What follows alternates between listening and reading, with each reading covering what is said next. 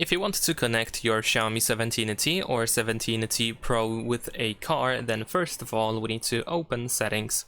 Over here in settings we should be able to go to more connectivity options, and then in here we're gonna scroll down a little bit and you want to go to Android Auto over here. Now once you open Android Auto, then you should be able to tap on connect a vehicle, and we have our first instruction. You can use a USB cable and connect your Xiaomi 17T or 17T Pro to your car via USB cord.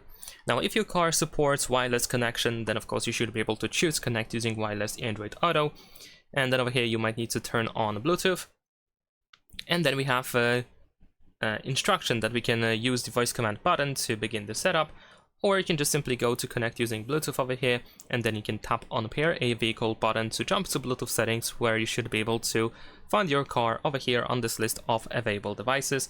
And if it doesn't want to appear, after a couple of seconds you will find a refresh button here on the right side. Leave a like and subscribe.